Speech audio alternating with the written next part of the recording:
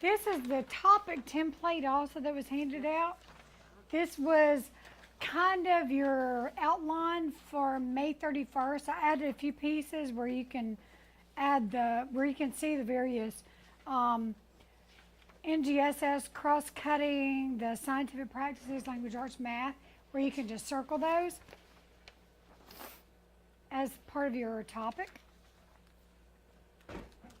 There are some examples of that in your book. We threw in the back of the book that big ideas The Big Ideas pamphlet article. thing that was in there. And part of that idea came out of, ooh, look at that, they're doing that, they're using those pieces. And who was it doing nutrition? Because the Big Ideas thing really links to nutrition. It's California Nutrition Standards or something like that. Yeah. Plus NGSS, plus Common Core, so they were linking that, and some social studies stuff came through the way too. But that idea of how can I connect all the different pieces, what's an example of using that skill? So go back to that Big Ideas pamphlet, if you will, and take a look at that in terms of how could I work from, any base curriculum and add the adders to it that bring it up to the level that you now want to be striving towards. Regardless of what you teach, where you are,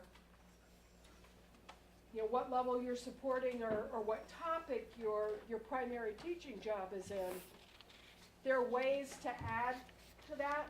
And if you're in a school environment where you can do more collaborative work, certainly middle grades offers that opportunity sometimes with your team teaching. And some of the schools, I know Common Ground, are real masters at that collaborative cross-teaching on the high school level. It'd be lovely to see more schools take that opportunity. I'm hearing more of that happening. So you could be the front leaders in what you're doing and make that piece a reality. It's kind of a matter of figuring it out how it works between the two of us and in this place, which would be different than the two of us in another place. How does it work in your place is going to be very individualistic. But there are a lot of cool opportunities to think outside the boxes. And I'm looking at everybody in here as basically being the leaders in your school to sort of make these connections happen. And you're taking all this information back. That's why I wanted to give you several strategies and tools. And all you have to do is just take this, and you can just Xerox a copy for everybody on your team. And the text structures. For those of you who haven't had a writing class in a long time, I realize that those of you who had your methods course, your reading in the content area, which has been in the statutes for years, writing was added probably 5 years ago. So that's a different piece than what a lot of you guys saw in your training.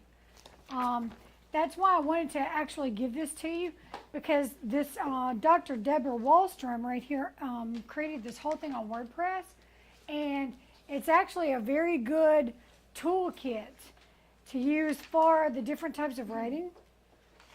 And I realize it's got several pages, but if you'll turn to page 4.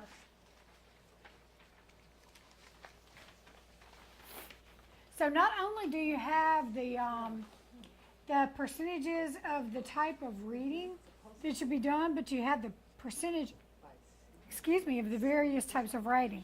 So grades 9 through 11 on page 4 is 40% argumentative, 40% informational, and 20% narrative.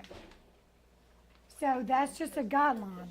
And if you look at the various text structures, argumentative would be compare and contrast, cause and effect, problem and solution, sequence and description. So we've already gone over the various types of concept maps. The concept maps really fit well within this model.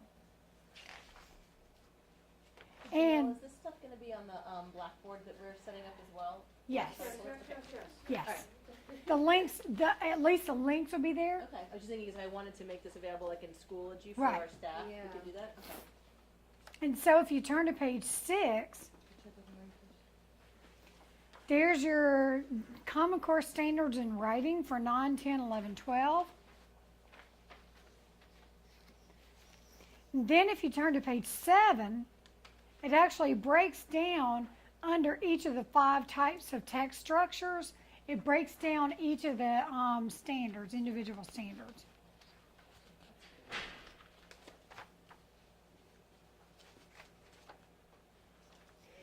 And so basic parts of these are, she calls these cards. Each of these pages is a card. And so when she talks about how to read the card, the basic parts are on page 8. And then on page 9, your card starts, so you've got to compare how things are alike, how they're different, cause and effect, problem solution, sequence, and description. And I love these because they all have your signal words and phrases, because students have to be cued in to knowing what, if something says this is like something else, what is that? What do you say? So it's a compare. How are things alike? So along the same lines also, so once they start to be familiar with the code words in the writing, then they can understand the statements. So it has the examples of statements on there and how to bring a conclusion to a comparison. And I love this, examples of opening statements. It's kind of like a writing guide for the students. So I would almost do the compare and contrast. I would almost do each of these on a separate color of paper. And you just keep them in the And just keep them in the class. And then whenever you wanted them to write a particular thing, spitting all over the place. If you wanted them to write a particular thing, you just hand that card out, and they could use that as their opening, their closing, as prompts. So Especially it's great for scaffolding. Exactly. Like I teach 6th grade and the kids don't know how to start or finish anything. Exactly. And you can do the middle, but they don't know how to start. Yeah. and you're lucky if you get a period, right? And a capital letter every now and then. Not all in the same sentence, no.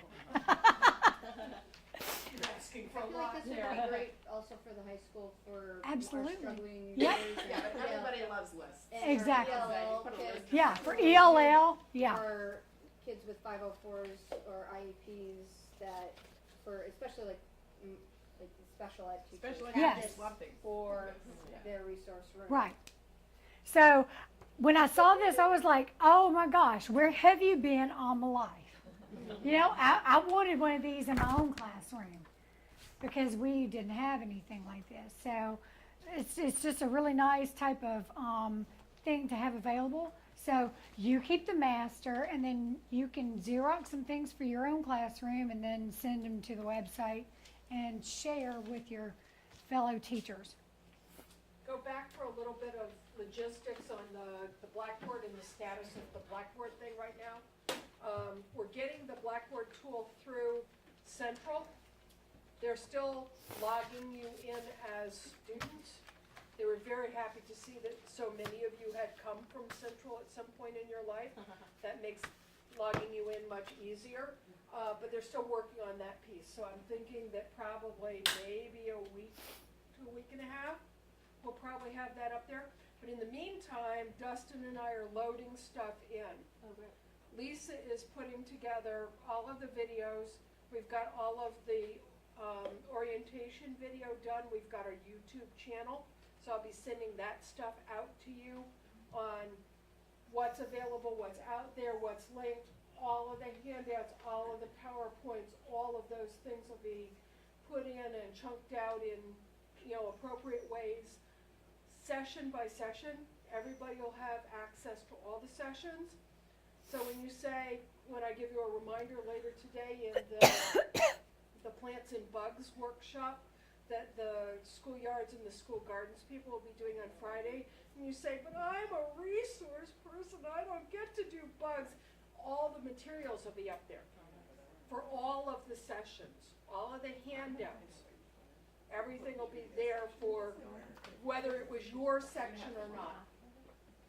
And anything that's being done here on Eastern will have videos done of it, including poor Lisa over here with her lovely short dress and her beautiful sandals. We'll be slogging out there with the bugs and the plants with us on Friday too. Yay, Lisa. She's gonna edit that one out of there, I bet. She'll come dressed appropriately as always. You know, but all this stuff, that's part of what I wanted to build in when we were putting through this whole grant ideas. Where do you get stuff that then will be able to be used by you, by your peers, by somebody else sometime in the future? Let's not do that one again. Let's add to it, not do it again kind of piece. So all that stuff is going to be eventually moved into the CT Green Schools website as well. So it'll be there for posterity for whatever you want. Cool stuff. Thank you.